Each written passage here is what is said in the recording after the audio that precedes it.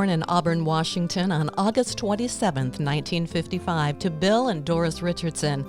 Rick Richardson was the fourth child of 7, right in the middle, with 3 older brothers and 3 younger sisters. Named after the famous pop star of the time, Ricky Nelson, Rick would go on to excel in music as well.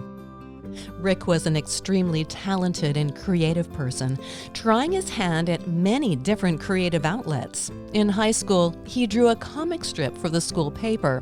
Art was a great outlet, and he and his best friend excelled in photography. Rick even went on to be house photographer for a time in Olympia.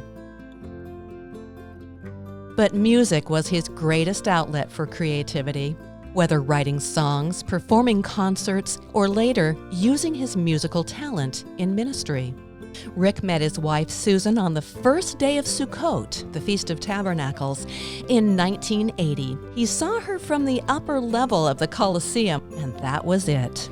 After spending the week together in the company of friends, they were both convinced that they should spend the rest of their lives together.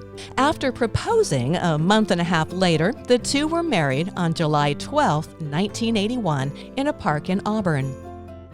2 years later, their son Brian was born in Idaho. Just 15 months after that, Jessica came along, and the family was complete. Well, at least until 2004, when his first grandchild, Celeste, was born. Between that time and 2013, 3 more grandchildren came along, rounding out the number to 4. Rick dearly loved his children and grandchildren and was so proud of all of them.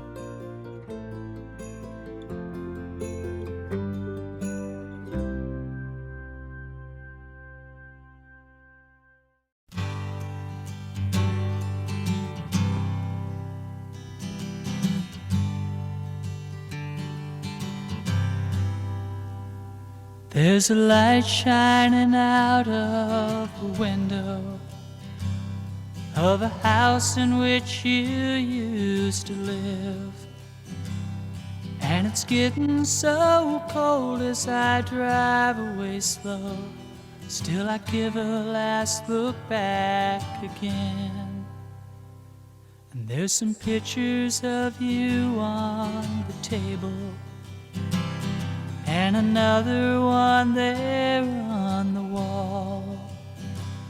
Though I stop to pretend that you're here once again, it doesn't much help now at all.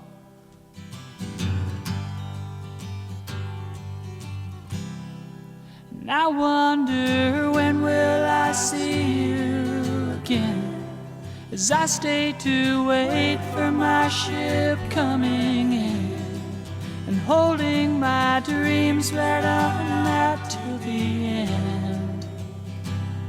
You're the only one I've ever had.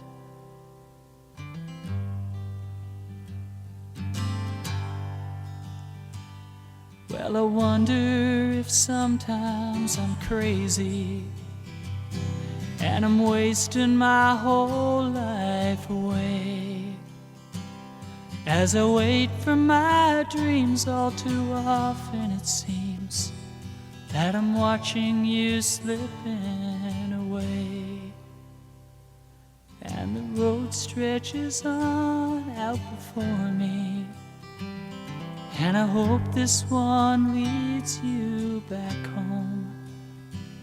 'Cause the nights get so dark as I'm trying so hard, 'cause it's so hard to try all alone.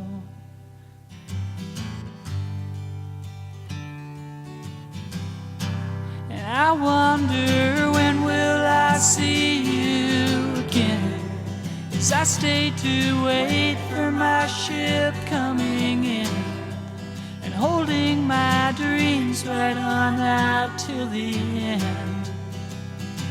Well, you're the only one I've ever had. And I wonder, when will I see you again, as I stay to wait for my ship coming in,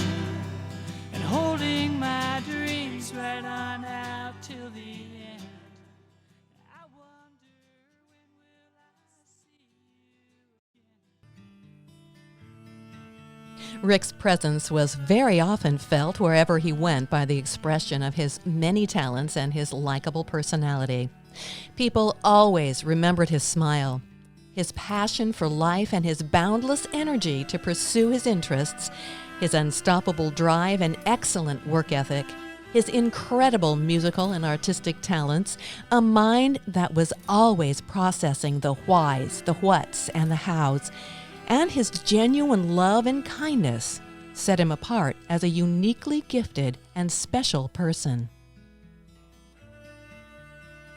His talents also led him to a career of more than 30 years in radio broadcasting, a season of ministerial and outreach efforts, conversion to Judaism, and the publishing of several books.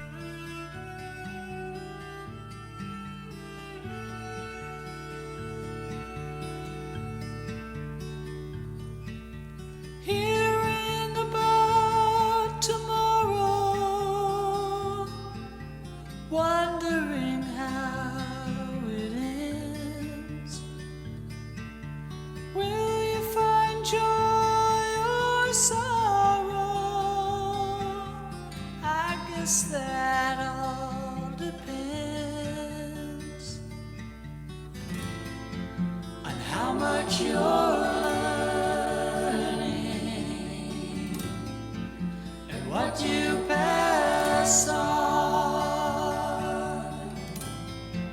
Your bridges are burning, no time for lingering on.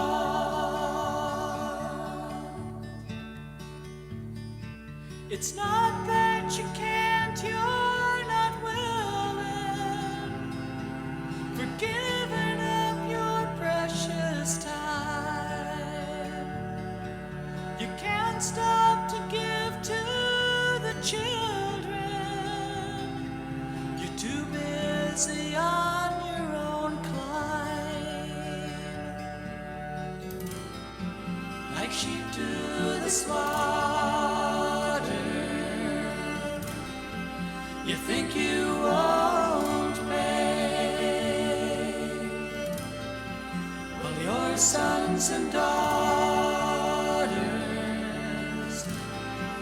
are falling and fading away.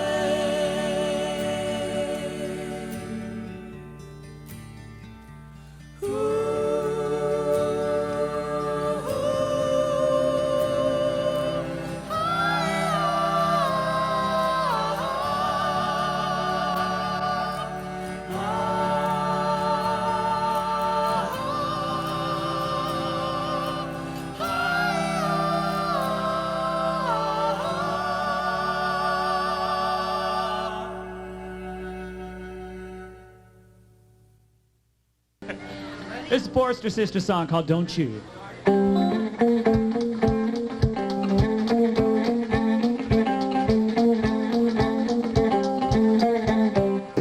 you ever want another taste? Something you can get no other place. Don't you ever miss me to D-O-N-T-Y-O-U? Don't you?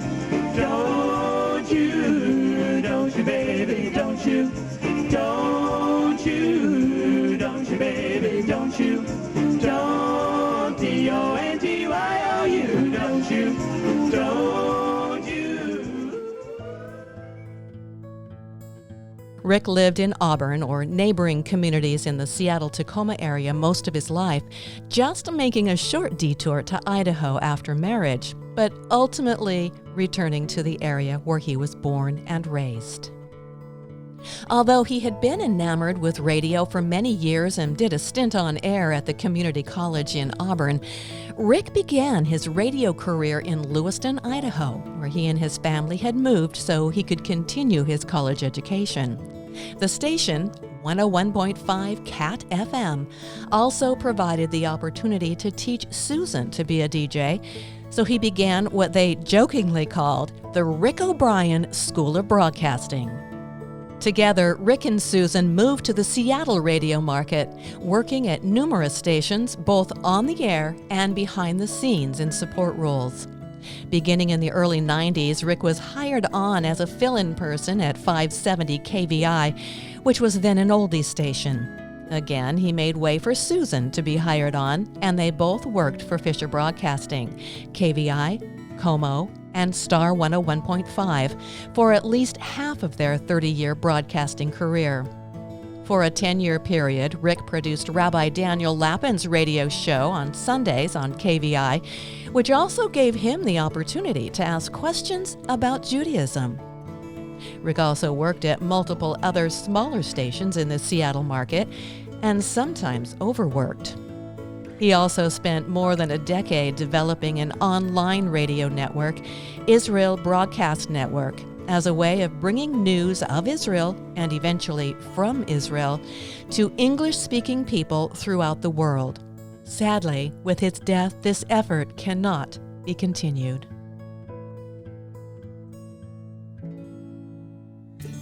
Always looking for answers and questioning things, Rick told of Bible studies with his dad and brothers and how he was the only one to raise questions and sometimes contradict his dad. He said he felt as if he was being rebellious, but it was just his seeking out of God's truth. For a period of time, Rick led a small group of other seekers as he and Susan developed their understanding of what God was doing in this world and their part in helping him accomplish that. Many people they encountered in their transition were coming from the same place with a desire to learn from the rabbis about Judaism. So in the spring of 2001, the two of them made a trip to Israel to talk to people and set up a group trip for Sukkot. There were nearly 30 people interested in joining the group that first year. However, Sukkot came about 2 weeks after 9/11, and a number of those people canceled.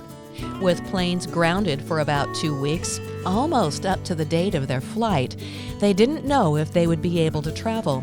But things opened up just in time, and a group of about 15 headed to Israel. The following year, the number increased to right about 100. After that, smaller groups joined them, staying in large apartments together and exploring God's land, always learning from the rabbis. Rick's studies also led him to write a book, published in 2003, titled Origins of Our Faith, The Hebrew Roots of Christianity. About that time, he and Susan decided to convert to Judaism, and in 2007 they began going to classes in the Jewish community in Seward Park. The following year, they rented a Shabbat room, and a year after that, they were finally able to move into the Seward Park community. With conversion completed in 2012, Rick decided to write another book, which turned into 2 books on the advice of a mentor. In 2016, Redemption of the Lost Tribes, Preparing for the Coming Messianic Age was published. And in 2020, The Way, the small movement that shook the world, followed. Rick had a passion for life. He loved life, and he wanted to share his life with everyone he knew, or even with people he may just have met. Even now, he continues to share his life in the many autobiographical accounts on his website at www.rick-richardson.com. At the end of his autobiography, Rick says, "How do you know if God is wanting you to do an important task? What if God chose you for a specific reason to accomplish something important? My natural assumption is that if you believe such a thing, you are a crazy person. Yet, throughout my life, I have felt that God has a specific, important task for me to do. I have often wondered if everybody feels the same way, and it is nothing more than human ego. On the one hand, it would seem that we are all self-focused and a person should ignore any ideas of self-importance. On the other hand, if God is indeed expecting you to do this important task, you should not ignore what you are being drawn to do. It has always seemed to be a balance of remembering that although the task may be important, I am not. I'm just this guy trying to understand where and why I'm heading down the road that I am. Rick is survived by his wife Susan, his son Brian and daughter-in-law Tara, his daughter Jessica, his grandchildren Celeste, Skylar, Nevaeh, and William, his siblings Gary, Steve, Lori, Sandy, and Donna, and many more extended family members. He was preceded in death by his parents and his brother Shomer, Gregory. The family wishes to express their sincere gratitude to all those who have supported them during this time of loss.